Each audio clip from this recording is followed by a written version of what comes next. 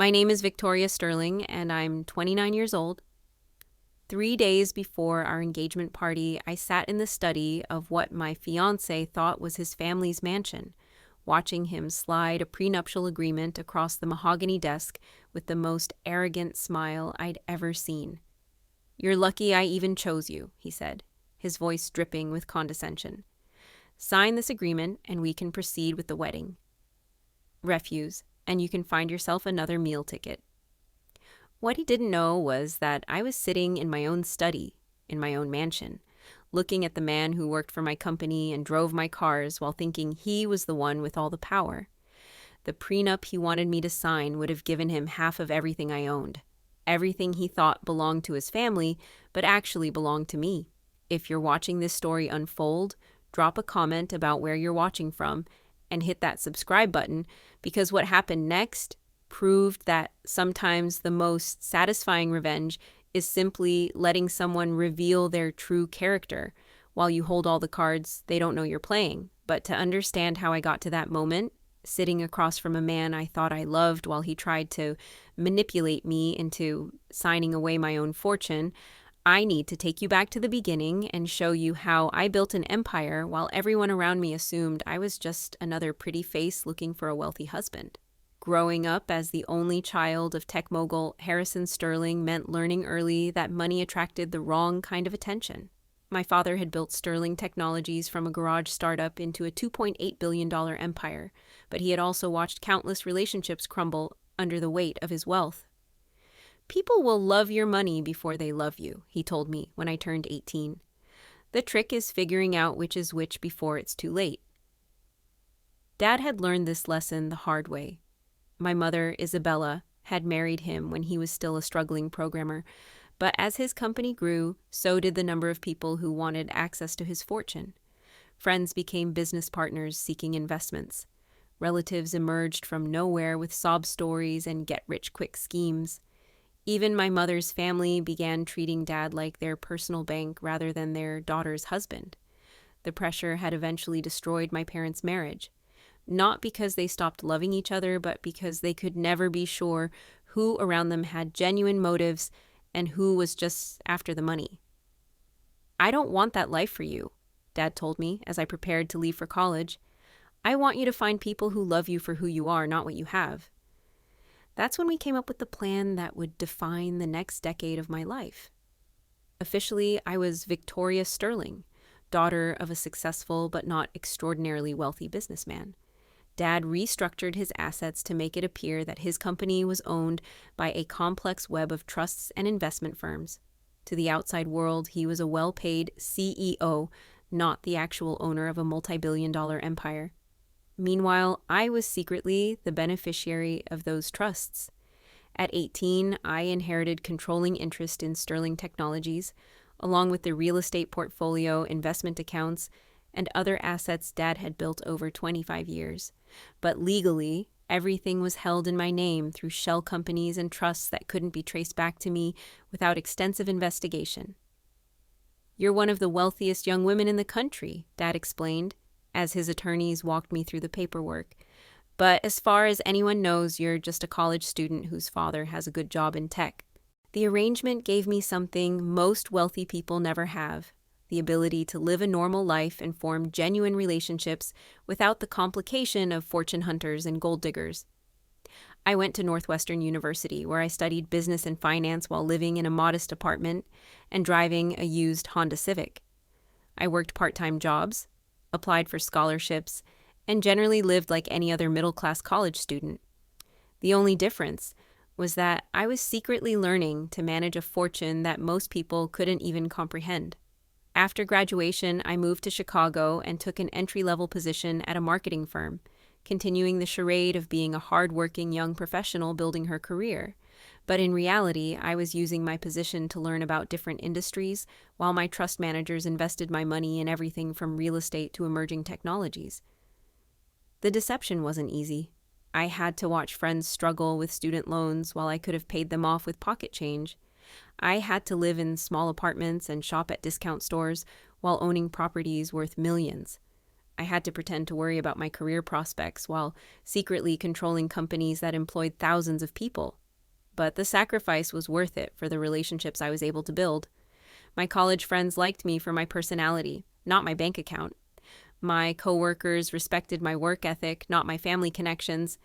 And when I started dating, I knew that any man who was interested in me was attracted to who I was as a person, not what I could provide financially. At least, that's what I thought until I met Brandon Ashworth. Brandon was everything I thought I wanted in a partner. He was handsome, charming, successful in his own right, and came from what appeared to be a wealthy family. He worked as a senior marketing director at a prestigious firm, drove a BMW, and lived in a beautiful house in an exclusive neighborhood. We met at a charity fundraiser where I was volunteering and he was attending as a donor. He was confident without being arrogant, intelligent without being condescending, and he seemed genuinely interested in my thoughts and opinions, rather than just my appearance. "You're different from most of the women at these events," he told me over dinner after our third date. "You actually care about the causes, not just the social networking opportunities." I was flattered by his attention and impressed by his apparent success. Here was a man who didn't need my money because he had his own, who valued my intelligence and personality, who seemed to be everything I had been looking for. We dated for 8 months before he proposed, and during that time, I fell completely in love with him. He was attentive, romantic, and supportive of my career ambitions. He never pressured me about money or made me feel like I needed to contribute more financially to our relationship. "I want to take care of you," he would say when I offered to split expensive dinner bills. "Let me be the man in this relationship." At the time, I thought his traditional attitudes were sweet and protective. I didn't recognize them as early warning signs of controlling behavior. The proposal itself was perfect. A romantic dinner at the restaurant where we'd had our first date, followed by a walk through the park where he got down on one knee under the gazebo where we'd shared our first kiss. The ring was beautiful, a vintage Art Deco design that showed thoughtfulness and taste rather than just expensive flashiness. "Victoria Sterling," he said, his voice full of emotion. "You've made me the happiest man alive." "Will you marry me?" I said yes, without hesitation, convinced that I had found the genuine love my father had always hoped I would discover. But as we began planning our wedding and our life together, cracks began to appear in Brandon's perfect facade. Small things at first. Comments about how I should dress for his business events, suggestions about which of my friends were appropriate for our social circle, hints that I should consider leaving my job after we married so I could focus on supporting his career. "Successful men need wives who can dedicate themselves to creating the right home environment," he explained when I questioned his assumption that I would quit working. "My career is really taking off, and I need a partner who can help me navigate the social aspects of business." I pushed back against these suggestions, but Brandon was skilled at making his controlling demands sound like romantic gestures or practical necessities. He wasn't trying to limit my independence. He was trying to protect me from the stress of working. He wasn't trying to control my friendships. He was helping me understand which relationships would benefit our future together. The manipulation was so subtle that I didn't recognize it for what it was. I just knew that the man I had fallen in love with was gradually becoming someone who made me feel small and dependent rather than valued and supported. But I was so invested in the relationship, so convinced that Brandon was my soulmate, that I ignored the warning signs and focused on planning what I thought would be the perfect wedding. I had no idea that Brandon's interest in me had nothing to do with love and everything to do with a carefully calculated plan to access wealth he thought belonged to my family. I had no idea that the man I was planning to marry was actually a sophisticated con artist who had been researching my background and plotting to steal my fortune from the moment we met. The truth would come out 3 days before our engagement party, in a conversation that would shatter my illusions about love, trust, and the man I thought I knew better than anyone in the world. The engagement party was scheduled for Saturday evening at what Brandon believed was his family's estate, a sprawling mansion in Lake Forest that had been in the Ashworth family for 3 generations. We had spent weeks planning every detail. from the catering menu to the flower arrangements, and I was genuinely excited to celebrate our upcoming marriage with friends and family. But on Wednesday afternoon, 3 days before the party, Brandon asked me to meet him in the study of the mansion for what he called an important conversation about our future. I arrived at the house, my house, though he didn't know that, expecting to discuss final party details or perhaps wedding planning logistics. Instead, I found Brandon sitting behind the massive mahogany desk, wearing an expression I had never seen before. Gone was the warm, loving man I thought I was marrying. In his place sat someone cold, calculating and utterly confident in his own superiority. "Sit down, Victoria," he said, gesturing to the chair across from the desk like he was conducting a business meeting rather than talking to his fiancé. "What's this about?" I asked, settling into the chair and noticing how he had positioned himself in the power seat behind the desk while relegating me to the supplicant's position in front of it. "It's about our future," he said, sliding a thick document across the desk toward me, specifically about protecting both of our interests as we enter into marriage. I looked down at the document and felt my blood run cold. It was a prenuptial agreement, but not the kind that protects existing assets. This was a document that would give Brandon control over everything I owned, everything I earned, and every financial decision I made for the rest of our marriage. "A prenup?" I said, trying to keep my voice steady. "Brandon, we never discussed this. Why are you bringing it up 3 days before our engagement party?" His smile was condescending in a way that made my skin crawl. "Because, sweetheart, it's time we had an honest conversation about the realities of our situation." He leaned back in the chair, my chair, in my study, and looked at me like I was a child who needed to have basic facts explained to her. "You're a sweet girl, Victoria, and I've enjoyed our time together. But let's be realistic about what this marriage represents. You're getting access to wealth, status, and social connections that you could never achieve on your own. In return, I'm getting a beautiful wife who will support my career and help me maintain the lifestyle I was born to." I stared at him, trying to process what I was hearing. This wasn't the man who had proposed to me with tears in his eyes, who had told me I was the love of his life, who had spent 8 months convincing me that we were soulmates destined to be together. "What are you saying?" I asked, though I was beginning to understand exactly what he was saying. "I'm saying that you're lucky I even chose you," he replied, his voice taking on a tone of casual cruelty that made me feel physically sick. "Do you think a woman with your background and prospects could have landed someone like me without my family's wealth and connections? You're pretty enough and you're not stupid, but you're hardly in my league socially or financially." The words hit me like physical blows. This was the man I had been planning to spend my life with. And he was talking about me like I was a business acquisition, rather than the woman he claimed to love. "Brandon, what's gotten into you?" I asked, still hoping this was some kind of terrible misunderstanding. "This isn't like you at all." He laughed, and the sound was cold and mocking. "This is exactly like me, Victoria. This is who I've always been. You just chose to see what you wanted to see instead of paying attention to reality." He gestured around the study, taking in the expensive furnishings, the leather-bound books, the oil paintings that I had carefully selected and purchased myself. "Look around you," he said. "This is the Ashworth family legacy. 3 generations of wealth, power, and influence. When you marry me, you become part of that legacy. But you need to understand your place in it." I felt like I was watching a stranger wearing Brandon's face. Everything about him was different: his posture, his tone of voice, even the way he looked at me. The loving, supportive partner I thought I knew had been replaced by someone who viewed me as nothing more than a trophy wife to be managed and controlled. "Your place," he continued, "is to support my career, maintain our social standing, and produce the next generation of Ashworths. In return, you get to live in luxury and enjoy privileges you could never afford on your own." He tapped the prenuptial agreement with his finger. "This document formalizes that arrangement.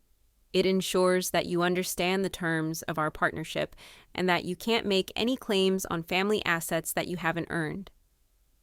I picked up the document and began reading, my horror growing with each page. The agreement wasn't just a prenup, it was a blueprint for financial servitude.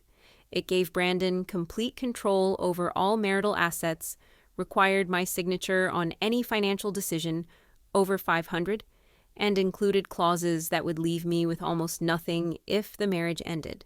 But the most shocking provision was buried on page 12, a clause stating that any assets I brought into the marriage would become joint property, and while any assets Brandon brought into the marriage would remain his separate property.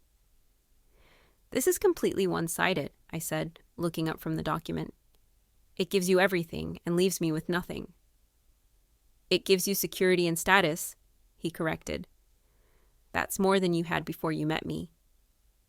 The casual cruelty of his words was breathtaking.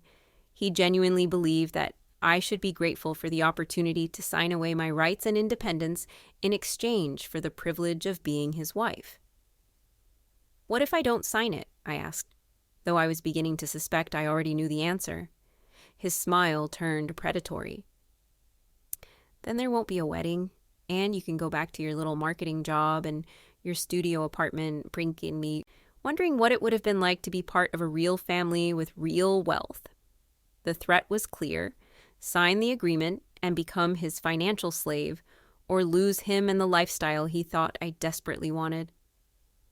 "I need time to think about this," I said, standing up from the chair. "You have until Friday," he replied. "Sign the agreement by then, or I'll call off the engagement party and tell everyone that you got cold feet about marrying into a family that was out of your league." As I walked toward the door of my own study, Brandon called after me with one final insult. "Victoria, don't make this harder than it needs to be. You're a smart girl. You know this is the best offer you're ever going to get. Don't let pride ruin the opportunity of a lifetime." I left the mansion, my mansion, feeling like my entire world had collapsed around me. The man I thought I loved had just revealed himself to be a manipulative, controlling fraud who saw me as nothing more than a pretty accessory to his wealthy lifestyle. But as I drove home to my modest apartment, something else began to replace the shock and hurt.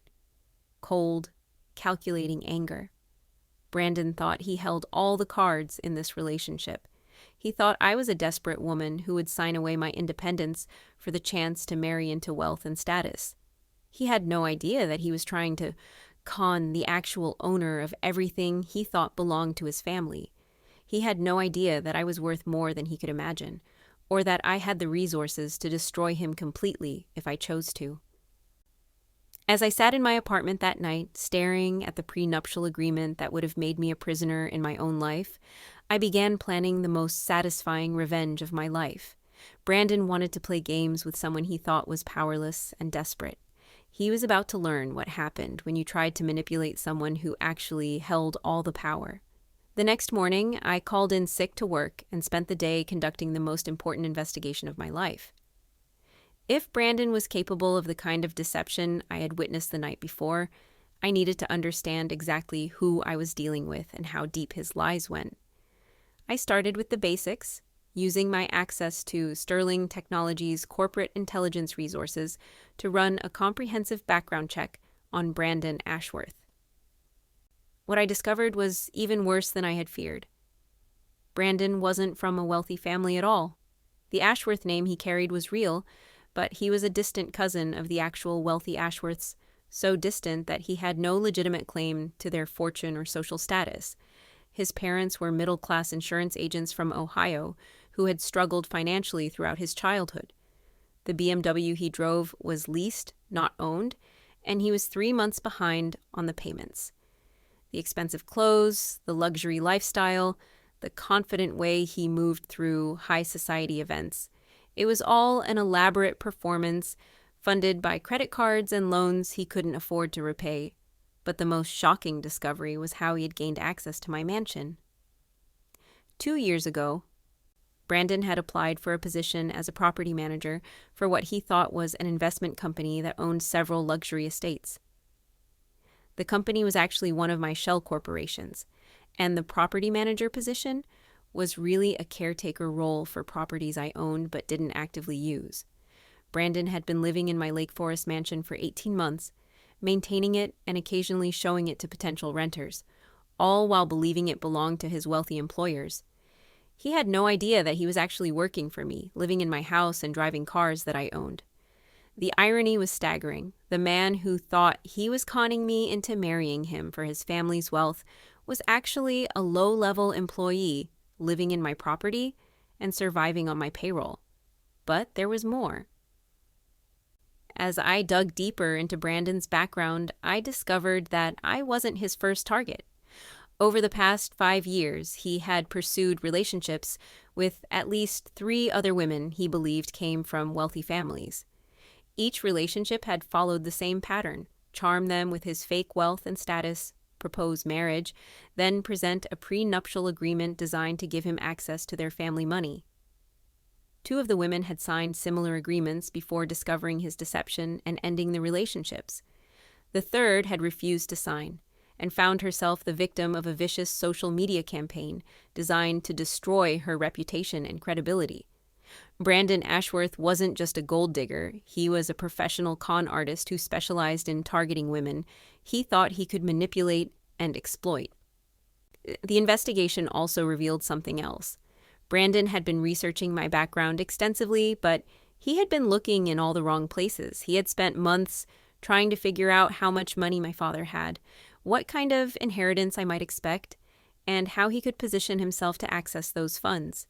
He had no idea that I was already worth more than the families he was pretending to belong to. Armed with this information, I began planning my response. But first, I needed to understand exactly what Brandon was planning for our engagement party and wedding. I called my assistant at Sterling Technologies, a brilliant woman named Grace Liu, who had been helping me manage my secret identity for 3 years, and asked her to do some additional research. "I need you to look into the vendors Brandon has hired for our engagement party," I told her. "Caterers, florists, musicians, photographers. I want to know who's paying for what and how much everything costs." Grace called me back 2 hours later with information that made my blood boil. "Victoria, he's charged everything to accounts associated with the Lake Forest property," she reported. "The catering bill alone is $47,000. The flowers are another $12,000. He's spending over $80,000 on this party, and it's all being charged to your corporate accounts." Brandon wasn't just living in my house and driving my cars. He was using my money to throw an engagement party designed to impress people with wealth that he thought belonged to someone else but actually belonged to me. "There's more," Grace continued. "I found records of other expenses he's charged to the property accounts over the past year. Clothes, restaurant bills, even a vacation to Napa Valley last month. He's been treating your corporate credit cards like his personal spending accounts." The man who had lectured me about understanding my place in his family's wealth had been stealing from me for over a year while planning to manipulate me into signing away my rights to my own fortune. But the most infuriating discovery came when Grace investigated the guest list for our engagement party. "He's invited over 200 people," she told me, "including several business contacts who think he's a wealthy heir looking for investment opportunities. Victoria, I think he's planning to use your engagement party to launch some kind of investment scam." The pieces were falling into place. Brandon wasn't just trying to marry me for access to wealth he thought belonged to my family. He was planning to use our wedding and social connections to defraud other people as well. That evening, I met with my attorney, Jonathan Pierce, who had been helping me manage my legal affairs since college. Jonathan was one of the few people who knew my true financial situation, and he was appalled when I explained what Brandon had been doing. "This is fraud on multiple levels," he said, reviewing the evidence I had gathered. "Identity theft, embezzlement, wire fraud, and conspiracy to commit marriage fraud. We could have him arrested right now." "I don't want him arrested yet," I replied. "I want him exposed. I want everyone who's coming to our engagement party to see exactly who he really is." Jonathan smiled grimly. "What did you have in mind?" Over the next hour, we developed a plan that would give Brandon exactly what he deserved: a public humiliation that would destroy his credibility, end his con artist career, and ensure that everyone in our social circle knew exactly what kind of person he was. "The beauty of this approach," Jonathan explained, is that we'll be using his own party, paid for with your money, to expose his crimes to all the people he's been trying to impress and defraud. But first, I had one more conversation to have with Brandon. I needed to give him one final chance to reveal the full extent of his deception before I destroyed him completely. The next morning, I called Brandon and told him I was ready to sign the prenuptial agreement. "I've thought about what you said," I told him, making my voice sound defeated and resigned. "You're right. This is the best opportunity I'm ever going to get. I'd be stupid to walk away from it." His relief was audible through the phone. "I knew you'd come to your senses, sweetheart. You're too smart to let pride ruin your future." "Can we meet this afternoon to go over the details?" I asked. "I want to make sure I understand everything before I sign." "Of course," he said, his voice warm and loving again, now that he thought he had won. "Come to the house around 3. We'll review everything together, and then we can celebrate our engagement properly." As I hung up the phone, I felt a cold satisfaction settling over me. Brandon thought he was about to close the biggest con of his career. Instead, he was about to walk into a trap that would end his criminal activities forever. That afternoon, I drove to the Lake Forest mansion, my mansion, for what would be the last conversation I ever had with the man I had once thought I loved.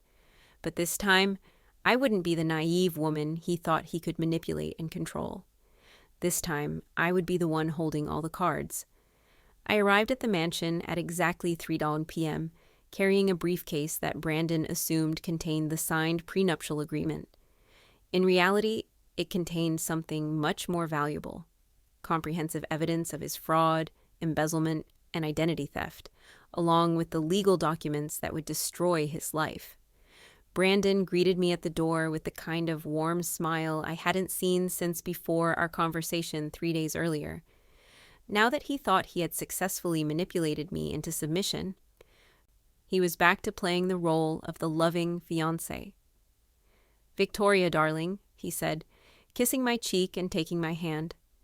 "I'm so glad you came to your senses. I knew you were too intelligent to let this opportunity slip away." He led me into the study, my study, where he had positioned himself behind the desk again, clearly enjoying the power dynamic he thought he had established. "Did you bring the signed agreement?" he asked, gesturing for me to sit in the same chair where he had humiliated me 3 days earlier. "I did," I replied, setting my briefcase on the desk. "But I have a few questions first." His expression flickered with annoyance, but he maintained his patient, condescending tone.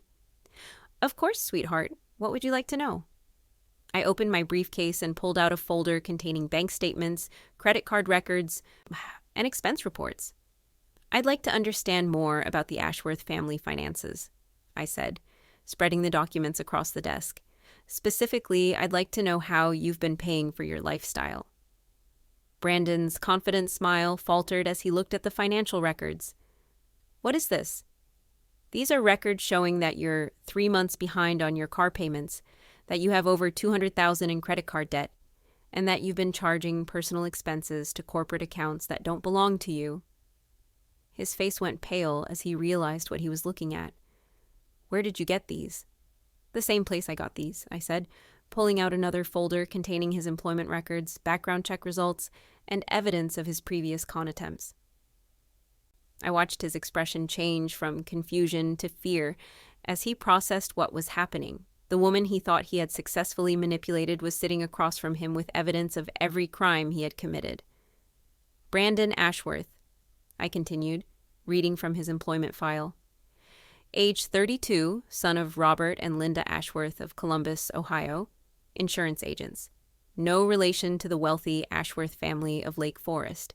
Currently employed as a property caretaker for Sterling Property Management at a salary of $45,000 per year."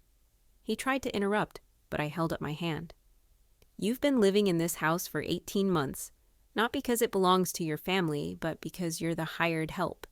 You've been driving cars that belong to your employer, wearing clothes purchased with stolen credit cards, and planning an engagement party funded with money that isn't yours." Brandon's face had gone from pale to red as the full scope of his exposure became clear. "Victoria, I can explain." Explain what? I asked, my voice growing stronger with each word. Explain how you've been running a con game on me for 8 months. Explain how you've stolen over $150,000 from corporate accounts. Explain how you've done this to at least 3 other women. I pulled out printed screenshots of social media posts, dating profiles, and court records documenting his previous schemes. Jennifer Morrison, 2019. You convinced her you were heir to a shipping fortune, got her to sign a prenup giving you access to her trust fund, then disappeared with $75,000. Sarah Chen, 2020, same pattern, different story. You told her your family owned a chain of luxury hotels. Brandon was no longer trying to maintain his facade. His true personality was emerging angry, desperate, and dangerous. You have no idea what you're dealing with, he snarled. I've worked too hard to build this life to let some nobody from nowhere destroy it. Nobody from nowhere, I laughed, and the sound was cold and sharp. Brandon, you have no idea who you're talking to. That's when I played my final card. I pulled out a leather portfolio and opened it to reveal corporate documents, property deeds, and financial statements that would change everything he thought he knew about our relationship. Sterling Property Management, the company that employs you? I own it. This house you've been living in? I own it. The cars you've been driving? I own them. The corporate credit cards you've been using to fund your fake lifestyle? Those are my accounts you've been stealing from. Brandon stared at the documents, his face cycling through confusion, disbelief, and dawning horror. My name is Victoria Sterling, I continued, daughter of Harrison Sterling, founder and former CEO of Sterling Technologies. Current net worth, $2.8 billion. You've been trying to con the actual owner of everything you thought belonged to someone else. The silence that followed was deafening. Brandon looked like a man whose entire world had just collapsed around him. That's impossible, he whispered. You work at a marketing firm. You live in a studio apartment. You drive a Honda Civic. I work at a marketing firm because I choose to. I live modestly because I prefer privacy. And I drive a Honda Civic because I don't need to prove my worth through material possessions. I stood up and walked around my desk to stand directly in front of him. You spent 8 months researching my background, trying to figure out how much money my family had. You never thought to look into whether I might have money of my own. You assumed that because I'm a woman, any wealth in my life must belong to a man. Brandon's shock was giving way to rage. You lied to me. You pretended to be someone you're not. I lived quietly and modestly while you created an entirely fake identity, I replied. I never claimed to be poor, you assumed I was. I never asked you to pay for expensive dinners or vacations. You insisted on it, to maintain your image. The only person who lied in this relationship was you. I walked back to my briefcase and pulled out the final document, a termination notice and eviction order. Brandon Ashworth, you are hereby terminated from your position with Sterling Property Management, effective immediately.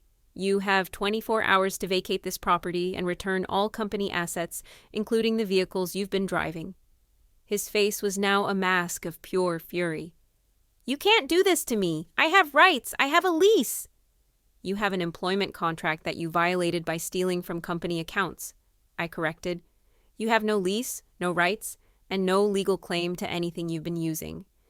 I handed him a business card. This is my attorney's contact information. If you want to dispute any of this, you can discuss it with him.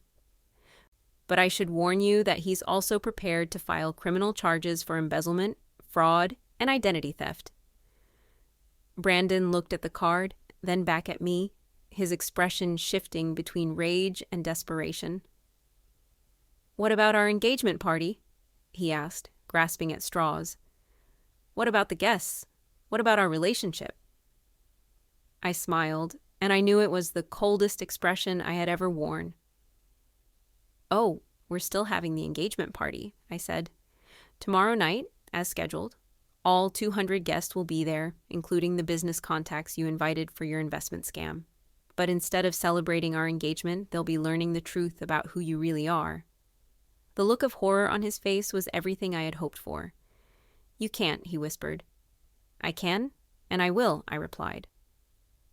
You wanted to use my money to throw a party that would impress people with wealth you thought belonged to someone else.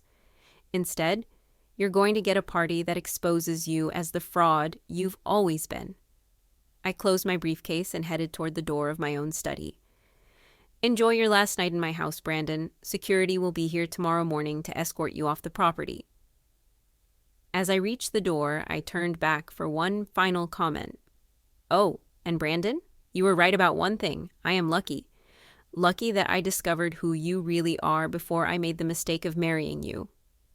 The engagement party was going to be spectacular, just not in the way Brandon had planned. The next evening, I arrived at my own mansion dressed in a stunning black evening gown that had cost more than Brandon's annual salary. I had spent the day working with Grace and Jonathan to prepare for what would be the most satisfying evening of my life. The party was already in full swing when I walked through the front door. Brandon had spared no expense in creating an impressive event. The mansion was decorated with thousands of dollars worth of flowers, a full orchestra played in the ballroom, and servers circulated with champagne and hors d'oeuvres that probably cost more per bite than most people spent on entire meals. Brandon was holding court near the grand staircase, surrounded by the business contacts and social climbers he had invited to witness his triumph. He was wearing a tuxedo that I now knew had been purchased with my stolen credit cards, and he was playing the role of wealthy heir to perfection. "Victoria," he called out when he saw me, his voice carrying across the room. "Everyone, I'd like you to meet my beautiful fiancé." The crowd turned to look at me, and I could see the calculation in their eyes as they assessed my appearance, my dress, my potential value as a social connection. These were the people Brandon had been planning to defraud with his fake investment opportunities. I smiled and waved, playing the role of the happy bride-to-be one last time. "Thank you all for coming," I said, my voice carrying clearly through the room. "Brandon and I are so excited to share this special evening with you." For the next hour, I mingled with the guests, listening to their conversations and gathering intelligence about Brandon's various schemes. Several people mentioned investment opportunities he had discussed with them, business ventures he claimed his family was funding, and social connections he had promised to provide. The scope of his planned fraud was even larger than I had realized. He wasn't just trying to steal my money, he was planning to use our wedding and social status to launch a multi-million-dollar investment scam that would have destroyed dozens of lives. At exactly 9 p.m., I walked to the center of the ballroom and asked the orchestra to stop playing. The room fell silent as 200 guests turned their attention to me, expecting a traditional engagement speech or toast. "Ladies and gentlemen," I began, my voice carrying clearly through the elegant space, "thank you all for joining us tonight for what Brandon told you was our engagement celebration." I paused, letting the emphasis on "told you" sink in. "Before we continue, I think there are some things you should know about the man you came here to celebrate." Brandon's face went pale from across the room. He started moving toward me, but Grace and 2 security guards I had hired stepped into his path. "First," I continued, "I'd like to introduce myself properly. My name is Victoria Sterling, and I am the owner of Sterling Technologies, Sterling Property Management, and this mansion where we're gathered tonight." A murmur of confusion rippled through the crowd. Several people looked back and forth between Brandon and me, trying to understand what was happening. Brandon Ashworth, the man you know as a wealthy heir, is actually my employee. He's been working as a property caretaker for one of my companies, living in this house not because he owns it, but because it was part of his job to maintain it. The murmur grew louder as people began to process this information. Over the past 18 months, Brandon has been stealing from my corporate accounts to fund the lifestyle you've all witnessed. The cars he drives, the clothes he wears, the expensive dinners he's treated you to, all of it was purchased with money stolen from my companies. I pulled out my phone and opened a presentation Grace had prepared. "But that's not the worst part," I continued, projecting financial records onto the large screen that had been set up for the evening's entertainment. "Brandon isn't just a thief, he's a professional con artist who has been targeting wealthy women for years." The screen filled with photos and documents showing Brandon's previous schemes. Court records, police reports, and testimonials from his previous victims painted a clear picture of his criminal activities. Jennifer Morrison, 2019, Sarah Chen, 2020, Lisa Rodriguez, 2021, all women he convinced to sign prenuptial agreements that gave him access to their family wealth, all women he defrauded and abandoned once he had what he wanted. The room was completely silent now, except for the sound of people gasping and whispering as they realized they were looking at evidence of multiple felonies. But here's the part that should concern all of you, I said, advancing to the next slide. Brandon didn't just invite you here to witness our fake engagement, he invited you here to launch his next scam. The screen now showed screenshots of emails and text messages Brandon had sent to various guests, discussing investment opportunities, business partnerships, and exclusive deals that only wealthy families like the Ashworths could access. Piarts. He's been planning to use tonight's party to convince you to invest in fake business ventures, real estate developments that don't exist, technology startups that are nothing but shell companies, investment funds that would have disappeared along with your money. Several guests were now staring at Brandon with expressions of shock and disgust. Others were pulling out their phones, presumably to call their attorneys or financial advisors. "Mr. Patterson," I said, addressing a distinguished older man near the front of the crowd, "Brandon told you he could get you exclusive access to a luxury resort development in the Bahamas for a minimum investment of $500,000. That development doesn't exist." Mr. Patterson's face went red with anger as he realized how close he had come to being defrauded. "Mrs. Chen," I continued, turning to an elegant woman in her 50s, "he promised you first-round investment opportunities in a revolutionary medical device company.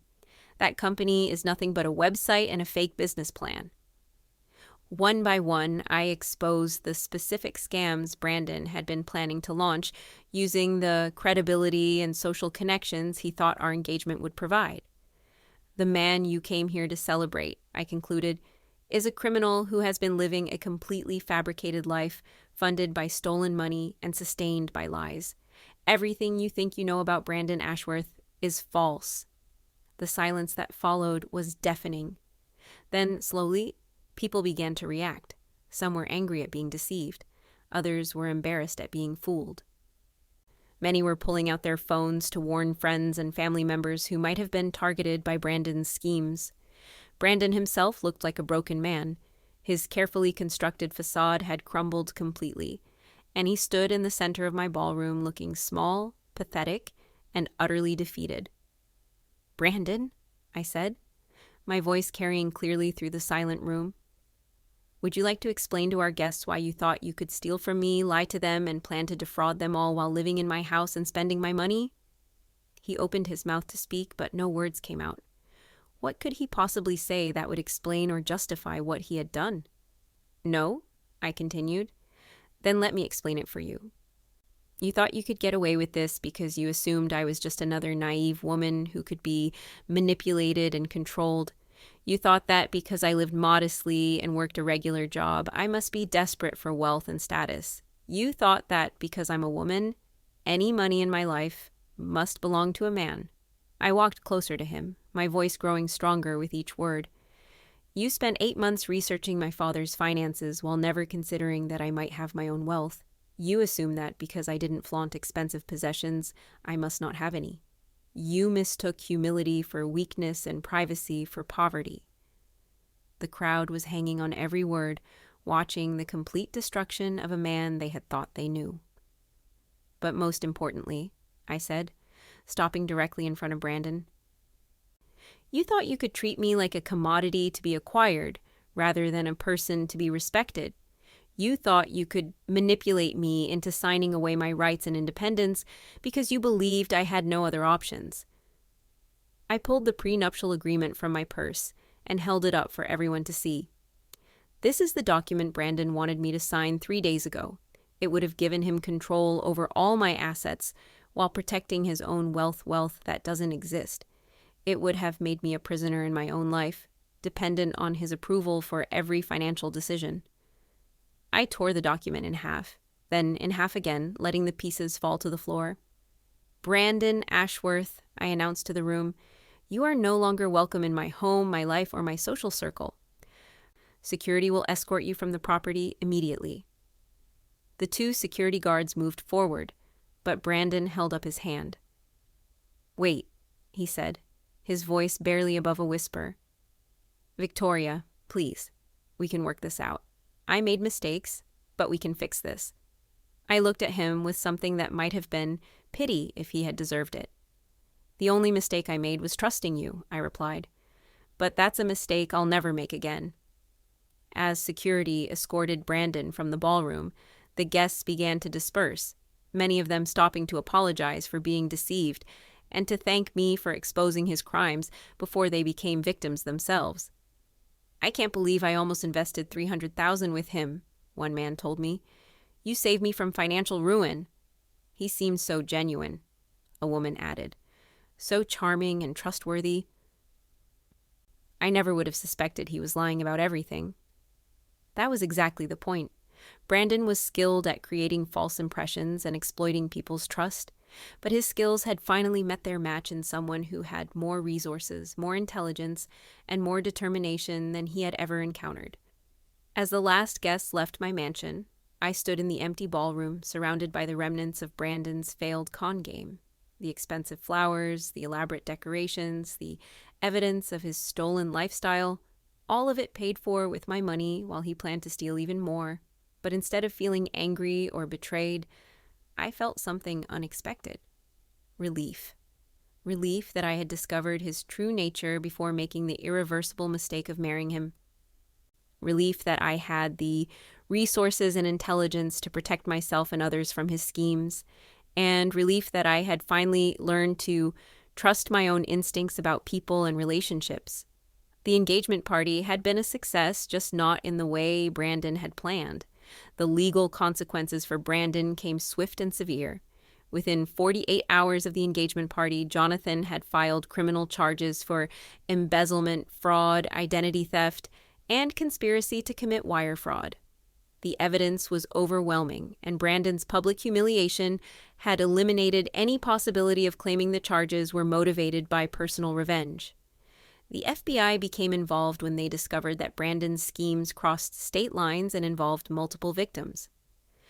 His previous cons in other cities suddenly became part of a federal investigation into organized fraud, and prosecutors were eager to make an example of someone who had been targeting wealthy individuals for years. "He's looking at 15 to 20 years in federal prison," Jonathan told me during a meeting the following week. "The evidence you gathered was so comprehensive that his attorney is already discussing a plea bargain." But the criminal charges were only part of Brandon's downfall. The social consequences were equally devastating. Within days of the engagement party, word of his exposure had spread throughout Chicago's social and business circles. The people he had been planning to defraud were now warning their friends and colleagues about his schemes. His reputation was destroyed so completely that he would never be able to run another con game in any major city. The media picked up the story as well. "Fake heir exposed at own engagement party" became a viral news story that was covered by local television stations, business publications, and even national news outlets. Brandon's mugshot and the details of his crimes were now part of the public record, ensuring that anyone who searched his name would immediately discover his criminal history. But perhaps the most satisfying consequence was financial. The civil lawsuit I filed against Brandon resulted in a judgment for $347,000, the total amount he had stolen from my corporate accounts, plus interest and legal fees. Since he had no legitimate assets to seize, the judgment would follow him for the rest of his life, garnishing any wages he might earn and preventing him from ever rebuilding the kind of lifestyle he had maintained through theft and fraud.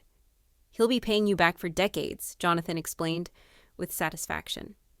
"Even after he gets out of prison, a significant portion of any income he earns will go directly to you." The investigation also revealed the full scope of Brandon's criminal network. He hadn't been working alone. He was part of a larger group of con artists who specialized in targeting wealthy individuals through fake romantic relationships. The FBI's investigation led to arrests in 3 other cities and the recovery of over $2 million in stolen assets. Your willingness to expose him publicly broke open a much larger criminal enterprise, Detective Sarah Morrison told me during one of our interviews. The evidence you provided helped us identify and arrest people who might have continued defrauding victims for years. But while the legal system was delivering justice, I was focused on rebuilding my life and learning from the experience. The first lesson was about trust. I had been so careful to hide my wealth from potential gold diggers that I had failed to properly investigate the man I was planning to marry. In the future, I would be more thorough in vetting potential partners, using the same due diligence I applied to business relationships. The second lesson was about authenticity. Living a double life had protected me from fortune hunters, but it had also prevented me from forming genuine connections with people who might have appreciated my true self. I decided it was time to be more open about who I was, while still maintaining appropriate boundaries. The third lesson was about using my resources responsibly. I had the wealth and influence to help other people avoid the kind of deception I had experienced, and I had an obligation to use those advantages for good. 6 months after Brandon's arrest, I established the Sterling Foundation for Fraud Prevention, a nonprofit organization dedicated to educating people about romance scams, investment fraud, and other forms of financial deception. The foundation provided resources for victims, funded research into criminal psychology, and worked with law enforcement agencies to identify and prosecute fraudsters. Your experience gives you unique credibility in this field, said Dr. Amanda Foster, the psychologist I hired to run the foundation's educational programs. People trust advice from someone who has actually survived this kind of deception. The foundation's first major initiative was a public awareness campaign, featuring my story and the stories of Brandon's other victims. The campaign, titled "Love Shouldn't Cost You Everything," reached millions of people through social media, television appearances, and educational seminars, but the most meaningful part of my recovery was personal. For the first time in my adult life, I began dating openly as Victoria Sterling, billionaire heiress, rather than Victoria Sterling, middle-class marketing professional. The change in how people treated me was dramatic and sometimes disturbing. I received dozens of messages from men who had never shown interest in me before, but were suddenly eager to get to know me better. I was invited to social events I had never been considered for when people thought I was just another working professional. But I also met people who were genuinely interested in who I was as a person, regardless of my wealth.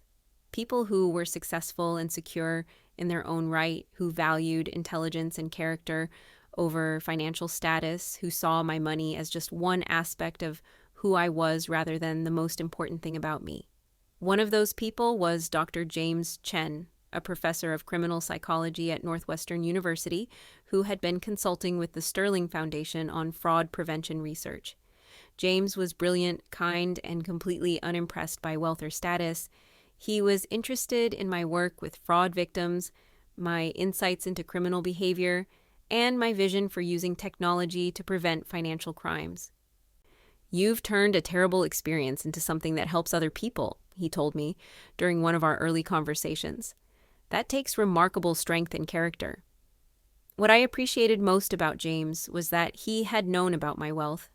From the beginning of our relationship, it was part of why he had been introduced to me through the foundation, but he treated me exactly the same way he would have treated any other colleague or friend. "Money doesn't change who you are as a person," he said when I asked him about it. "It just gives you more options for expressing your values and priorities." A year after the engagement party disaster, James and I were married in a small ceremony at my Lake Forest mansion, the same house where Brandon had tried to manipulate me into signing away my independence. But this time, the event was a genuine celebration of love and partnership, rather than a facade designed to enable fraud. The guest list was small but meaningful. People who had supported me through the difficult period after Brandon's betrayal, colleagues from the foundation, and friends who valued me for who I was rather than what I owned. My father, who had been quietly proud of how I had handled the entire situation, walked me down the aisle in the same ballroom where I had exposed Brandon's crimes. "You've learned to use your advantages wisely," he told me as we prepared for the ceremony. "Your mother would be proud of the woman you've become." As James and I exchanged vows, I reflected on the journey that had brought me to this moment. Brandon's betrayal had been devastating, but it had also taught me valuable lessons about trust, authenticity, and the responsible use of wealth and power. I had learned that hiding who I was didn't protect me from deception, it just made me vulnerable to different kinds of lies. I had learned that real love meant being valued for my complete self, including my intelligence, my resources, and my commitment to using both for good. Most importantly, I had learned that the best revenge against people who try to manipulate and exploit you isn't just exposing their crimes, it's building a life so authentic and fulfilling that their deception becomes irrelevant. 2 years after our wedding, the Sterling Foundation had helped identify and prosecute over 200 fraudsters, recovered more than $50 million in stolen assets, and educated millions of people about financial crimes. The foundation had become a national leader in fraud prevention, and I had found my true calling in protecting others from the kind of deception I had experienced.